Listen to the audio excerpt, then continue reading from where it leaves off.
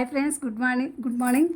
ఇవాళ ఏంటంటే దీంట్లో ఈనాడు పేజీలో మనం ఈనాడు బుక్లో చదువుతున్నాం కదా కథలు. అలాగే ఇవాళ కూడా నేను ఒక కథ చదువుతున్నాను. ఈ కథ పేరు మిస్టరీ. రాసిన వారు విజయార్కే అనమాట.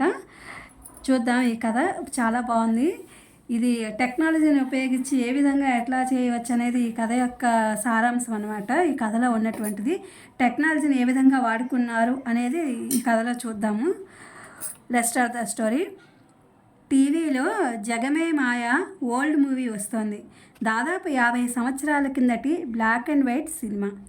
అలవేణి భయపడుతూనే సినిమా చూస్తోంది. నా చిన్నప్పుడు ఈ సినిమా చూసి చాలా భయపడ్డాను అని నాన్న చెప్పిన విషయం గుర్తొచ్చి మరింత భయం వేసింది. వంటింట్లో అటక మీద నుంచి ఒంటికన్ను రాక్షసుడు రావడం, చనిపోయిన పని మనిషి ఇంట్లో దయ్యంగా ఉండడం, అందులోనూ అలవేణి ఒంటరిగా చూస్తుండడంతో భయం రెట్టింపయింది. అలవేణి కాపురానికి హైదరాబాద్ వచ్చింది. అలవేణి భర్త మానస్ ఒక కార్పొరేట్ కంపెనీలో మంచి పొజిషన్లో ఉన్నాడు. ఏరికోరి పల్లెటూరు అమ్మాయిని, అది బొత్తిగా అమాయకత్వానికి బ్రాండ్ అంబాసిడర్లా ఉన్న అమ్మాయిని పెళ్లి చేసుకున్నాడు. ఆమె తండ్రి అనారోగ్యంతో కాలం చేస్తే తెలిసిన బంధువుల ద్వారా కానీ కట్నం లేకుండా పెళ్లి చేసుకుంటానని ముందుకొచ్చి పెళ్లి చేసుకున్నాడు. మానస్ ఒక అనాథకు జీవితాన్ని ఇస్తున్నాడని అతని ఆదర్శ హృదయాన్ని అందరూ మెచ్చుకున్నారు. అపార్ట్మెంట్ వాతావరణం కొత్త, అందులోనూ అడుగు బయట పెట్టే అలవాటు లేదు. అపార్ట్మెంట్లో ఎవరూ అలా బయటకు తొంగి చూడరు. భర్త ఆఫీస్కి వెళ్ళగానే తలుపులు వేసుకుని పని చేసుకుంటూ లేదా టీవీ చూసుకుంటూ కాలక్షేపం చేస్తుంది. ఆఫీస్లో పని ఒత్తిడి అంటూ భర్త ఈ మధ్య ఆఫీస్ నుంచి లేటుగా రావడంతో ఆ భయం, ఒంటరితనం మరింత పెరిగాయి. తండ్రి మరణంతో పుట్టిన ఊరితో బంధం తెగిపోయింది. వాట్సాప్ వాసనలు ఇంకా తగ్గలేదు. ఫేస్బుక్ అంటే నోట్బుక్ అనుకుంటుంది. అలవేణికి ఈ మధ్య పీడకలలు వస్తున్నాయి. అవి పీడకలలు కావు, నిజాలు అని కూడా తెలియని అమాయకత్వం. ఎవరో తనను వెంటాడుతున్నట్టు, ఎవరో ఈ ఇంట్లోనే ఉండి తనను గమనిస్తున్నట్టు అనిపిస్తోంది. ఈలోగా అలవేణి అంటూ ఎవరో గట్టిగా పిలిచారు. ఆ గొంతు కొన్ని వేల మందిలో ఉన్నా గుర్తుపట్టగలదు. తన భర్త మానస్ గొంతు అది. ఆ గొంతు తన పడగదిలో నుంచి వినిపిస్తున్నట్లు అనిపించింది. ఆఫీస్ పని మీద వేరే ఊరు వెళ్ళిన భర్త పడగదిలో ఎలా ఉంటాడు? పడగదిలోకి పరిగెత్తింది. పడగది అంతా గాలించింది. ఈసారి హాల్లో నుంచి మరి కాస్త గట్టిగా వినిపించింది. అలవేణి, ఎక్కడున్నావు అంటూ హాల్లోకి పరిగెత్తింది. అక్కడెవరూ లేరు. టీవీలో దయ్యం రూపంలో ఉన్న పని మనిషి భయపెడుతున్న సన్నివేశం వెంటనే భయంతో టీవీ కట్టేసింది. ఈ విషయం ఎవరికి చెప్పాలి? ఇరుగు పొరుగు వారితో పరిచయం లేదు. ఎవరికి పలకరించే తీరిక లేదు. వెంటనే భర్తకు ఫోన్ చేద్దామని ఫోన్ కోసం టీవీ ముందున్న టీపాయ్ దగ్గరికి వెళ్ళేలోగా టీవీ ఒక్కసారిగా ఆన్ అయింది. ఛానల్స్ వాటంతట అవే మారుతున్నాయి. అలవేణి గొంతు తడారిపోయింది. మొహమంతా చెమట్లు. ఇంగ్లీష్ ఛానల్లో ఈవెల్ డెడ్ సినిమా వస్తోంది. దయ్యం రూపం టీవీలో కనిపిస్తోంది. వాయిస్ పెరిగింది. ఇంగ్లీష్ అర్థం కాకపోయినా సౌండ్కు భయం వేసింది. భయంతో పడగదిలోకి పరిగెత్తింది ఫోన్ పట్టుకుని. అందులో ఉండే ఒకే ఒక నెంబర్ భర్తది. తనకు ఎలా ఫోన్ చేయాలో, ఏ బటన్ నొక్కాలో చెప్పాడు. అది స్మార్ట్ ఫోన్ కూడా కాదు, పాతకాలం నాటి ఫోను. అటువైపు నుంచి భర్త మానస్ ఫోన్ ఆన్సర్ చేశాడు. ఏంటి అలవేణి, ఈ టైంలో ఫోన్ చేశావు అని అడిగాడు. అతని గొంతులో ఆదుర్ద వినిపిస్తోంది. నాకు భయం వేస్తోందండి. ఇందాక ఎవరో మీ గొంతుతోనే అలవేణి అని నన్ను పిలిచారండి, భయంగా చెప్పింది. అటువైపు నుంచి మానస్ నవ్వాడు. నువ్వు దయ్యం సినిమాలు చూడడం తగ్గించు, నేను 2 రోజుల్లో వచ్చేస్తానుగా అన్నాడు అనునయంగా. నాకు చాలా భయంగా ఉందండి. ఇందాక టీవీ దానంతట అదే ఆన్ అయింది. ఏదో దయ్యం సినిమా వచ్చింది. సౌండ్ కూడా పెద్దగా. కావాలంటే మీరే వినండి అంటూ హాల్లోకి వచ్చింది. ఆ సౌండ్ భర్తకు వినిపించడానికి. టీవీ ఆఫ్ అయింది. అరే, ఇందాక వచ్చిందండి అంది అలవేణి. అంతా నీ భ్రమ, ప్రశాంతంగా నిద్రపో చెప్పాడు మానస్. అయిష్టంగానే భయంగానే ఫోన్ పెట్టేసింది. దుప్పటి నిండా కప్పుకుని నిద్రపోయింది. ఒక్కసారిగా మెలకు వచ్చింది. ఫ్యాన్ ఆగిపోయింది. ఏసీ తనకు పడదు. కరెంట్ పోయింది అనుకుంది. కానీ బెడ్ ల్యాంప్ వెలుగుతూనే ఉంది. మరి ఫ్యాన్ తిరగకపోవడం ఏంటి? ఉక్కపోత, భయము రెండూ కలగలిసాయి. చెమటతో ఒళ్ళు తడిసిపోయింది. ఈ టైంలో భర్తకు ఫోన్ చేస్తే ఏమనుకుంటాడో. అప్పుడే బెడ్ ల్యాంప్ ఆరిపోయింది. మళ్ళీ వెలిగింది. బ్లూ కలర్ నుంచి రెడ్ కలర్లోకి, తర్వాత ఎల్లో కలర్లో కూడా వెనువెంటనే రంగులు మారుతున్నాయి. ఫ్యాన్ సడన్గా ఫుల్ స్పీడ్తో తిరుగుతోంది. ఒక్క ఉల్టన లేచి బయటకు పరిగెత్తింది. పక్క ఫ్లాట్ వాళ్ళు తలుపు బాధింది భయంగా. వాళ్ళు లేచి వచ్చారు.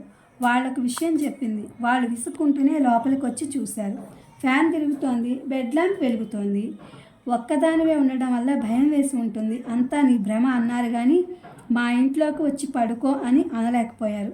ఇరుగు పొరుగు సాయం చేయాలనే తత్వం కనుమరుగైంది. అలివేణికి ఆ రాత్రంతా కలత నిద్రతోనే సరిపోయింది.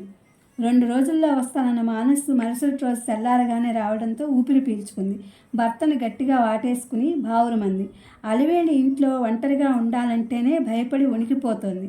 స్నానం చేయడానికి వెళ్ళింది. అలివేణికి చన్నీళ్ళ స్నానం అలవాటు.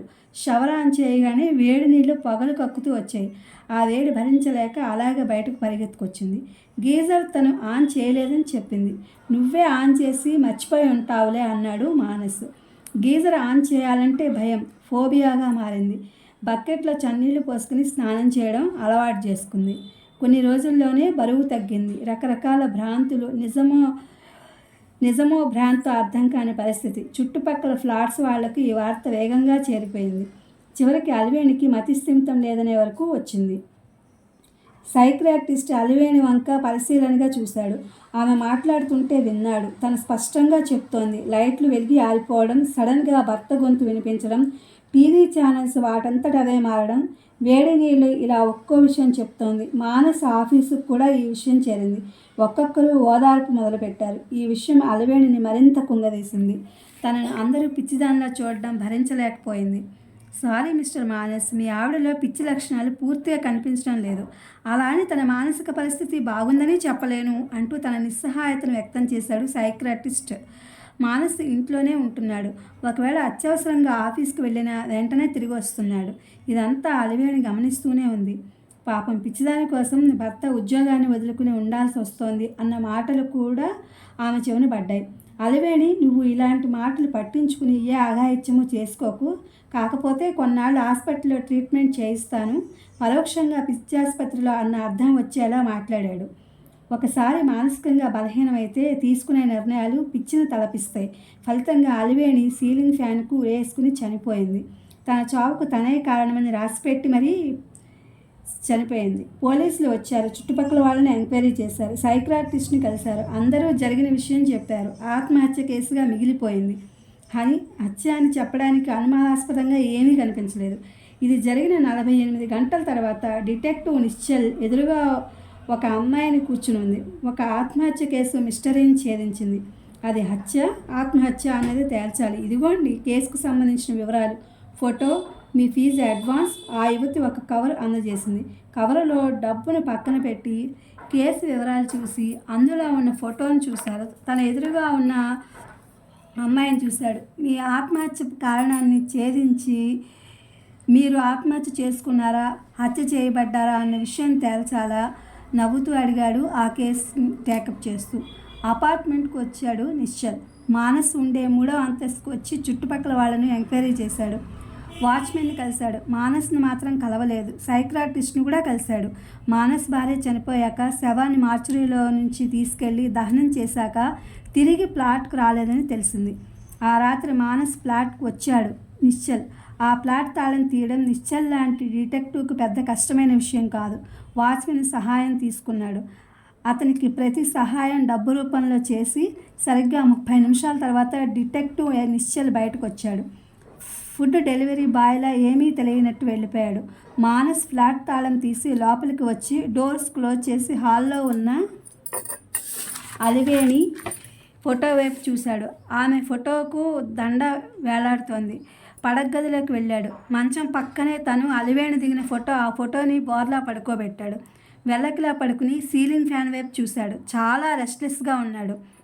దానికి కారణం భార్య ఆత్మహత్య కాదు, భార్య చనిపోవడం కాదు, చనిపోయిన భార్య తనకు ఫోన్ చేయడం. 2 గంటల క్రితం తను బార్ నుంచి తిరిగి వస్తుండగా వచ్చిన ఫోన్ కాల్. మానస్ బార్ నుంచి బయలుదేరి 5 నిమిషాలు అయింది. మెయిన్ రోడ్ మీద పోలీసులు డ్రంక్ అండ్ డ్రైవ్ టెస్ట్ చేస్తారని అడ్డదారిలో మట్టి రోడ్డు నుంచి వెళ్తున్నాడు. అప్పుడే అతని మొబైల్ రింగ్ అయింది. ఎక్కడున్నారండి? నాకు ఇంట్లో ఒక్కరితోనే ఉండాలంటే భయం వేస్తోంది అన్న మాటలు విని షాక్తో సడన్ బ్రేక్ వేశాడు. తాగిన మత్తు వదిలింది. భయం తాలూకు మత్తు మొదలైంది. ఆ గొంతు తన భార్య అలివేణిదే. అడ్డదారి కాబట్టి బతికిపోయాడు, లేకపోతే సడన్ బ్రేక్ వేసి అందుకు యాక్సిడెంట్ జరిగేది. ఏ ఏ ఎవరు నువ్వు? గొంతు పెగిల్చుకుని మరీ అడిగాడు. నేనండి, మీ అలివేణిని. అయినా మెయిన్ రోడ్డు మీద నుంచి కాకుండా ఇలా అడ్డదారిలో వస్తున్నారు. మధ్యలో శ్మశానం కూడా ఉంది, మర్చిపోయారా? అక్కడే నన్ను దహనం చేశారు. ఒక్క క్షణం గుండె కొట్టుకోవడం ఆగిన ఫీలింగ్. తను ఆ విషయాన్ని మర్చిపోయాడు. అయినా తను ఈ దారిలో వెళ్తున్నట్టు అలివేణికి ఎలా తెలుసు? చచ్చా, అలివేణి చనిపోయిందిగా. తల దిమ్ముగా అనిపించింది. కారుని వెనక్కి తిప్పాలనుకున్నాడు, కానీ ఈ ఫోన్ మిస్టరీ తేలాలంటే ఇప్పుడు తను అర్జెంటుగా ఆ రూట్లోనే వెళ్ళాలి. తన భార్యను దహనం చేసిన చోటుకి కారు శ్మశానం గేటు ముందు ఆగింది. భయం కన్నా ప్రమాదకరమైన టెన్షన్ భార్యను దహనం చేసిన చోటుకు వెళ్ళాడు. ఇంకా అక్కడ బూడిద కనిపిస్తోంది. ఆ బూడిదలో భార్య మెట్టెలు కనిపించాయి. ఒళ్ళు జలధరించినట్టయింది. వేగంగా వెనక్కి తిరిగి వచ్చి కారులో కూర్చుని కారు స్టార్ట్ చేసి యథాలాపంగా భార్యను దహనం చేసిన వైపు చూసి ఉలిక్కిపడ్డాడు. అక్కడ అలివేణి నిలబడి తన వైపే చూస్తోంది. కుడి పాదం యాక్సిలేటర్ మీద బలంగా పడింది. ఈ పిచ్చి ఆలోచనల నుంచి బయటపడాలంటే ముందు స్నానం చేయాలి. బాత్రూంలోకి నడిచాడు. షవర్ తిప్పాడు. ఊహించిన విధంగా వేడి నీళ్లు మరుగుతూ గీజర్ పాయింట్ దగ్గర రెడ్ లైట్ గీజర్ ఎవరేశారు? వెంటనే పడగదిలోకి వచ్చాడు. ఒక్కసారిగా లైట్లు ఆరిపోయాయి. ఫ్యాన్ స్పీడ్గా తిరుగుతూనే ఉంది. మొదటిసారి అతనికి భయం పరిచయమైంది. ఇన్నాళ్ళు భయపెట్టిన అతనికి భయం మొదలైంది. వెంటనే హాల్లోకి పరిగెత్తుకుంటూ వచ్చాడు. హాల్లో లైట్లు ఆరిపోయాయి. స్మార్ట్ ఫోన్ చేతిలోకి తీసుకున్నాడు. ఫ్లాష్ లైట్ ఆన్ చేశాడు. స్టూల్ వేసుకుని పుస్తకాల ర్యాక్ మీద ఉన్న రిమోట్ కోసం చూశాడు. చేతికి తగలలేదు. యూ ఫూల్ అన్న మాటలు వినిపించాయి. హాల్లో మరో చోటు నుంచి వెంటనే హర్రర్ మ్యూజిక్. లైట్లు వెలుగుతూ ఆరుతూ డోర్ బెల్ వినిపించింది. వెంటనే తలుపు తెరుచుకుంది. తన తలుపు తీయగానే ఒక్కసారిగా లైట్లు వెలిగాయి. ఎదురుగా ఒక అపరిచిత వ్యక్తి. అతని పక్కనే డోర్ బెల్ వినిపించింది. ఆ వెంటనే తలుపు తెరుచుకుంది. తను తలుపు తీయకుండానే ఒక్కసారిగా లైట్లు వెలిగాయి.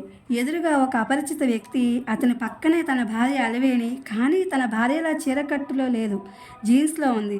మీరు చెబుతున్న రిమోట్ ఎక్కడ లేదు మిస్టర్ మానస్. మీ భార్యను ఆత్మహత్య చేసుకునేలా ప్రేరేపించినందుకు మిమ్మల్ని అరెస్ట్ చేయడానికి పోలీసులు వచ్చారు. బై నా పేరు నిశ్చల్, డిటెక్టివ్ నిశ్చల్. బాగా డబ్బున్న అమ్మాయిని పరిచయం కావడంతో నీ భార్యను వదిలించుకోవడానికి మైండ్ గేమ్ మొదలుపెట్టావు. మానవాళికి మంచి చేయడానికి, సాంకేతికంగా అభివృద్ధి చెందడానికి కనిపెట్టిన టెక్నాలజీని స్వార్థానికి, నేరానికి వాడుకున్నావు. నీ భార్య అమాయకత్వాన్ని, టెక్నాలజీ పట్ల నాలెడ్జ్ లేకపోవడాన్ని ఆసరాగా చేసుకుని ఆమెకు తెలియకుండానే స్మార్ట్ గ్యాడ్జెట్స్ ఉపయోగించావు. వాటి సహాయంతో ఆమెను భయభ్రాంతులకు గురి చేశావు. టీవీ ఆన్ అవ్వడం, షవర్ ద్వారా మరిగే నీళ్లు రావడం, ఫోన్ ద్వారా ఆపరేట్ చేసి మాట్లాడటం, లైట్లు వెలుగుతూ ఆరిపోయేలా చేయడం చేశావు. చుట్టుపక్కల వాళ్ళను సాక్ష్యంగా వాడుకున్నావు. నేను ప్లాట్కు వచ్చి చూసినప్పుడే అర్థమైంది. అదే టెక్నాలజీతో నీ కారుని ట్రాక్ చేయడం పెద్ద కష్టమేమీ కాదు. ఇక శ్మశానంలోనూ ఇక్కడ కనిపించే నీ భార్య మాత్రం టెక్నాలజీ మాయ కాదు, నిజం, నీ మరణ శాసనం. టెక్నాలజీతో ఒక వ్యక్తి ప్రాణాలు తీసావు. అదే టెక్నాలజీతో ఈ వేణి అంటే అలివేణి సోదరి నీలవేణి నిన్ను పట్టించింది. అలివేణి, నీలవేణి అక్కా చెల్లెళ్ళు. పేదరికం కారణంగా ట్విన్స్లో ఒకరైన ఈ నీలవేణిని అమెరికాలో దంపతులకు దత్తత ఇచ్చాడు వాళ్ళ నాన్న. 20 ఏళ్ల తర్వాత తన సోదరుని వెతుకుతున్న నీలవేణి ఫేస్బుక్లో తన ప్రొఫైల్ పిక్ను పోలిన అలివేణి ఆత్మహత్య వార్తలో కనిపించిన ఫోటో చూసి చెల్లి ఆత్మహత్య పూర్వాపరాలు తెలుసుకోవాలని నన్ను కోరింది. ఒక మనిషిని చంపడం కన్నా ఆ మనిషిని మానసికంగా టార్చర్ చేసి చనిపోయేలా చేయడం పెద్ద నేరం. నీ నేరానికి శిక్ష సిద్ధంగా ఉంటుంది చెప్పాడు డిటెక్టివ్ నిశ్చల్. పోలీసులు వచ్చారు. మానస్కు సంకెళ్ళు వేసి తీసుకెళ్లారు. సారీ నీలవేణి, మీ సోదరి ఆత్మహత్య మిస్టరీని ఛేదించాను, కానీ మీ సిస్టర్ని కాపాడలేకపోయాను అన్నాడు డిటెక్టివ్ నిశ్చల్. తనను కళ్ళారా చూడకపోయినా తన మరణానికి కారణమైన నేరస్తుడిని చట్టానికి పట్టించాను అనే తృప్తి మిగిలింది. అందుకు మీకు థ్యాంక్స్ చెప్పుకోవాలి. ఫ్లైట్ ఎక్కడానికి సిద్ధమవుతూ చెప్పింది నీలవేణి. యాప్లు, టెక్నాలజీని మన రక్షణకు తోడుగా ఉండడానికి ఉపయోగించుకోవాలి. మనకు ఉపయోగపడే యాప్ల గురించి, టెక్నాలజీ గురించి కనీస పరిజ్ఞానం అవసరం. ఆ పరిజ్ఞానం ఉంటే మీ సోదరి చనిపోయేవారు కాదు చెప్పాడు డిటెక్టివ్ నిశ్చల్. టెక్నాలజీ గురించి, మనకు పనికొచ్చే యాప్ల గురించి ప్రతి ఒక్కరూ అవేర్నెస్ కలిగి ఉండాలన్న ఆలోచనే ఈ కథ. ఇది ఫ్రెండ్స్ ఇవాళ మిస్టరీ అనే కథ. ఇది బాగుంది కదా, అందుకే నేను దీన్ని చదివి వీడియోలో పెట్టాను. Please my channel like share subscribe and comment. Thank you for watching. Thank you for your support.